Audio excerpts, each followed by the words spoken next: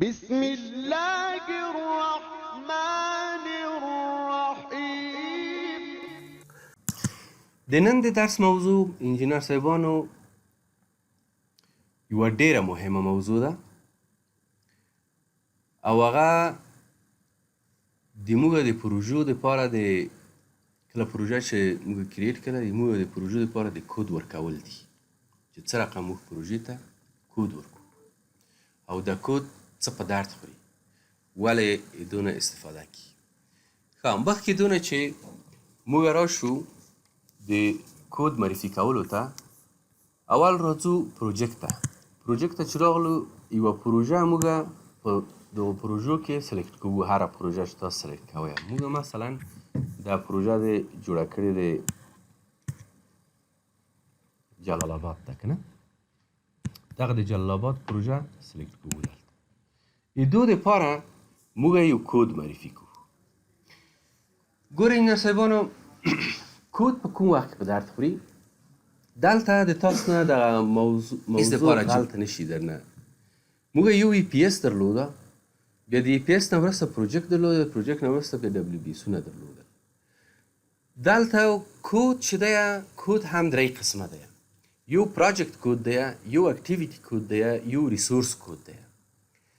چې پروجیکټ کود همترازه یا مساوی د ای پی اس سره دی او اکټیویټي کود همترازه یا مساوي د ډبلیو بي اس سره دی او ریسورس کود هغه یو ګوښې موضوع ده چې موږ ته یو جدول د ریسورس موږ ته په لاس کې وي چې کوم ریسورس د تاسو د پروژو دپاره په کار دی. دا کودونه څه رقم دي انجینر صاحب؟ داسې شرکتو سره به موږ کار کړو چې هغه شرکت شاید 15,000 پروژې ولیکي. دا 15,000 پروژې په د مختلف ارګانونو یې لیدي. مثلا 15,000 پروژې اخیستې د 100 ارګانونو یې اخیستې. دا پروژې چې دی اخیستې دغه د 100 ارګانونو پروژې 15,000 چې دی اخیستې دا 15,000 پروژې د افغانستان په مختلفو قسمتو کې د هغه کېږي کار کېږي. زه اوس په دو څه پوه شم چې په دو 15,000 پروژو کې څو پروژې په سمت شمال کې دي څو پروژې مثلا د وزارت انرژي و برق دي څو پروژې د انکشاف دهات دي څو پروژې مثلا د وزارت تعلیم تربیه دي څو پروژې کاملا د دولت نه وتلي دي د کوم شخصي شرکت نه اخیستل شوي دي. دا پروژې زه څه رقم وسورت کړم چې زه ځکه دلته خو زه که دو ای پی اس ته ګورم او دلته 15,000 پروژو ته هر یو ته مې ضربین نیولی وي چې وروره تو دا پروژه په کوم ځای کې موقعیت لري دا ما د ډېر غټ مشکل سره مواجه کوي. زه په مختلف بخشو کې باید مختلف کودونه پروژو ته ورکړم چې د ما نه پوښتنه وشي چې مثلا په سمت شمال کې موږ د 15,000 پروژو نه مثلا 1000 پروژې تطبیق کوو. 1000 پروژې د سمت شمال په کوم ځای کې په کوم ولایت کې څو پروژې کوم نوع پروژه په کوم موقعیت کې د کوم ارګان نه دا باید موږ ته ټولې په لاس ورکړي. نو دغه ډبل چې دی د کودینګ د پروژې د موږ سره ډېره زیاته همکاري کوي. دوستانو د کودینګ کله په نورو ځایو کې په دو باندې ډېر کم د خلک چې ورته هېڅ کوډینګ د پروژې ته وکړه د ورسي دفتن دغه کود ته تغییر وکړي دا 21 24 دلته کې شي ورسي دې تغییر وکړي دا 21 15 کې وي کوډینګ دا نه دی. دا کوډینګ فقط د موقعیتو تثبیتول دي څه رقم وکولی شو چې موږ دا تثبیت کړو لکه مخکې مې چې تشریح کړو. موږ غواړو انجینر صاحب چې دغه پروژې ته کود ورکړو. دا پروژه وپېژنو دا پروژه په کوم ځای کې موقعیت لري او څه رقم ده دولتي ده که د شخصي ارګان نه ده تولیدي. راځو دلته کود ته په دغه قسمت کې دغه ډیټیل پروجیکټ ډیټیل ته راځو په دغه کود باندې کلیک کړو. دلته هم چې کلیک وکړو انجینر صاحب راځو ورته وایي چې اساین یو کود اساین. دلته هیڅ کود نشته کود وجود نه لري. زه اوس دا پروژه په کوم کود پورې اوس وتړم او دلته یې ورته لیکلي دي چې سرچ کړه کوم کود سرچ هر کود چې زه سرچ کړم چې کود راشي دا خپله لیست دی دلته لویږي کود وجود نه لري. دو په خاطر باندې چې اوس موږ د پروژې دپاره کودونه تعیین کړو باید اول کریشن د کود وکړو پس دغه راشو پروژې ته بیا دغو ځای نه کود واخلو. اوس راځو انجینر صاحب دو ځای نه بیرته وځو راځو د انټرپرایز مینو ته. انټرپرایز مینو ته چې راغلی انجینر صاحب تاسو وګورئ په دغه ځای کې په دغه مینو کې تاسو وګورئ دلته یو ریسورس کود دی، یو پروجیکت کود دی، یو اکټیویټي کود دی. چون موږ اوس په پروجیکت باندې کار کوو، راځو پروجیکت کود ورته سلیکټ کوو. پروجیکت کود چې کله سلیکټ شو، موږ ته داسې یو مسیج کوي وایي چې تاسو هیڅ پروجیکت کود نه لرئ. که چیرته د تاسو په کمپیوټرو کې پروجیکت کودونه موجود وي، دا مسیج به تاسو ته نه درکوي، مستقیم هماغو کودو ته ورننوځي. هغه خصوصا کسان چې ټمپلیټونه یې انسټال کړي وي، هغه د کودونه ډېر زیات لري هلته. اما زه چون په کمپیوټر کې مې تر اوسه پورې په کود کې کار نه دی کړی، اوس ما ته یې مسیج راکړه چې ته یو کود باید کریټ کړي. زه ورځم ته ورته وایم چې اوکې صحیح ده. دلته چې کله راغللو، په دو ځای کې اوس ما ته وایي چې ته د خپل کودونه موډیفای کړه. موږ راځو موډیفای ته.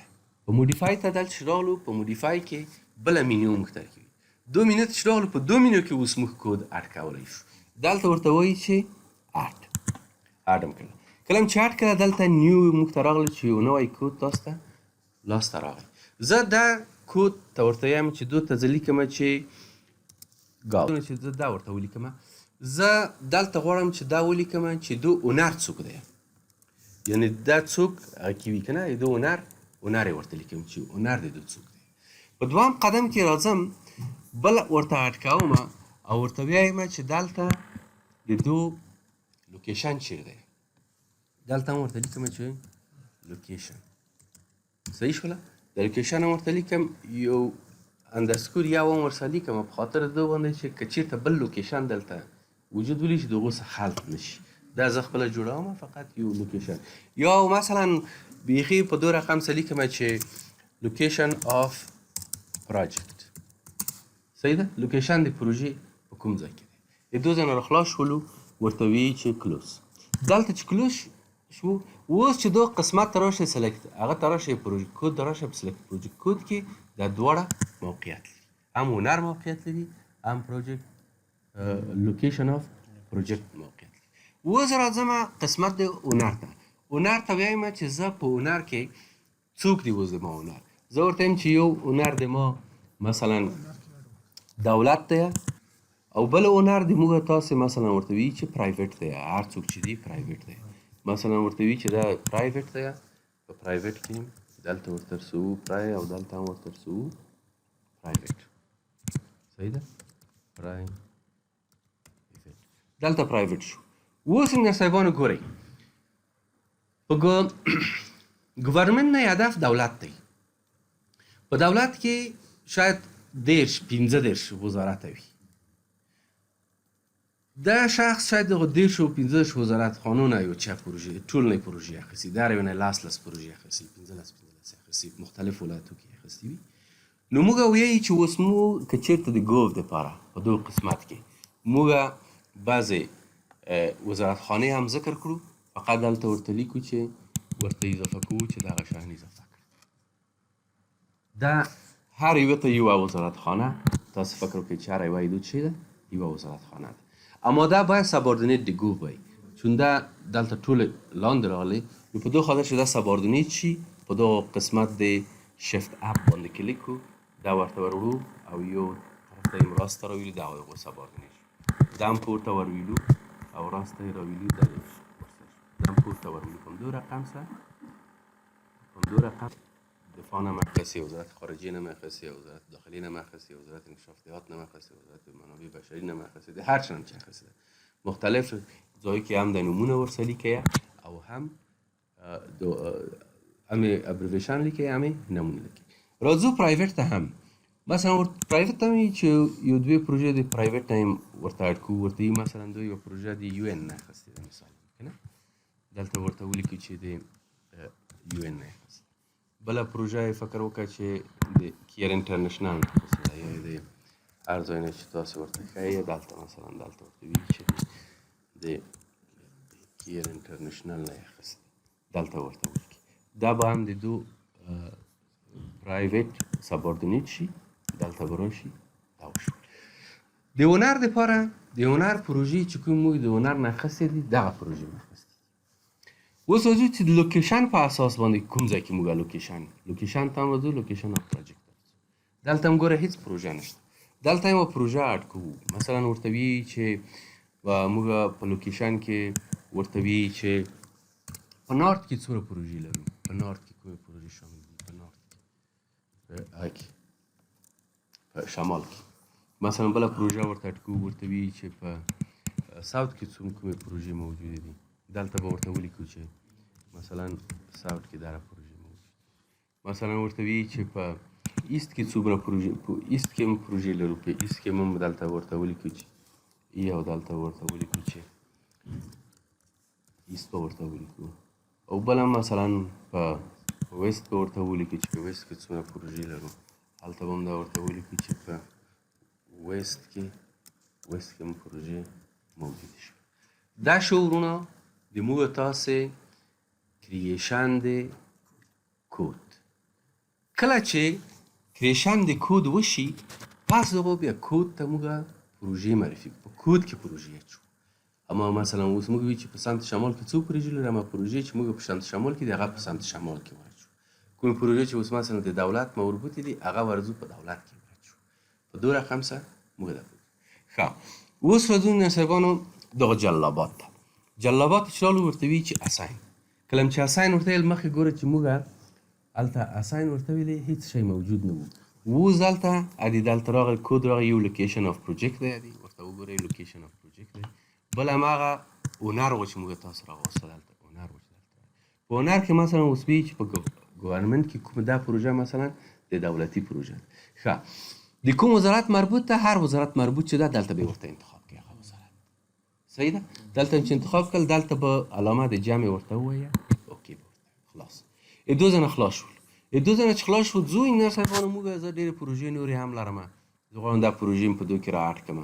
مثلا دا یوه پروژه ده د غزني قندهار، دو ته یم چې دا دولتي پروژه ده، دا په دولت راځم دغونه وروسته روډ لرم، روډ هم یم چې دا هم دولتي پروژه ده، دو ته ورته یم چې دلته شامل شي.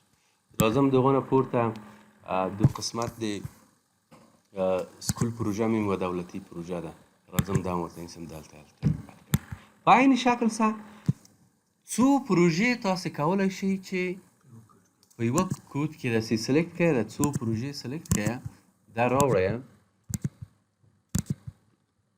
دو ته ورته وایئ چې دا شامل شو. صحیح شوه؟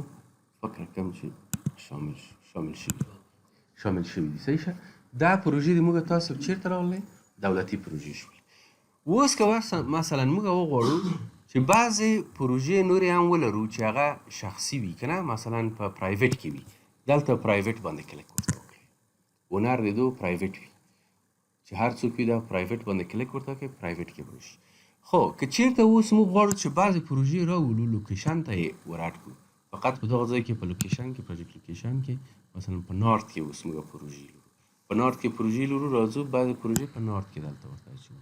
دغه څو پروژې دلته سلیکټ کوو، دلته ورته وي چې دا پروژې نارت ته واچوئ، دا پروژې نارت ته ځي، دا چې ورسره غږی سلیکټ شو اوکې ورته وي. دا پروژه څه شوله؟ ټولې شاملې شوې دي. اوس نو وروڼه موږ غواړو چې پوه شو چې د موږ په ګورنمنت کې کومې پروژې شاملې وي. اوس راځو دا قسمت د لیاوټ ته، په دو لیاوټ باندې دلته کلیک کړو. په دو لیاوټ کې هم چې کلیک وکړ دلته ګروپ اند سورت ته راځو، او یا راځو ویو ته. په ویو ته چې راغلو په ویو کې ورته وي چې ګروپ اند سورت ته راځو. بیا په هغه ځای کې په مخ دا هدف مې د مینیو د خلاصولو نه دی. یا راځو رایټ کلیک کړو، په رایټ کلیک کې دلته ورته وي چې ګروپ اند سورت. هره طریقه چې تاسو لپاره ساده ده هماغه طریقه په مخ لاړ شئ. اوس راغلو موږ لیاوټ ته، په لیاوټ کې ورته وي چې ګروپ اند سورت. بیا به دلته ګروپ اند سورت ته به راشئ، ورته وي چې کسټمایز ته چې راغلی په دو قسمت کې یوه مینو راغله، په دو کې بای ګروپ لاندې به یو کلیک وکړئ. دلته هم چې کلیک وکړئ اوس به ورشئ په دو ځای کې به اونر پیدا کړئ، دغه د اونر هم پیدا کړه. اونر هم چې پیدا کړه اوس به ورته وایئ چې اپلای، چې اپلای هم ورته ویلې اوکې به ورته وایئ. اوس تاسو ته وښودله چې دغه اونر د دولت کې ګورنمنت کې د څو پروژې موجودې وې، دغه پروژې چې موږ کې ور اچولې وې دغه پروژې مربوط د څه شولې؟ د ګورنمنت شولې. اوس نو که ټایم ته هغه ته هم ورشه لوکیشن ته هم ورشه کومې چې کچول دي په مغه رقم سره ښودل کیږي. دا و د موږه د کود ورکول پروژو ته. نورم نو په خدای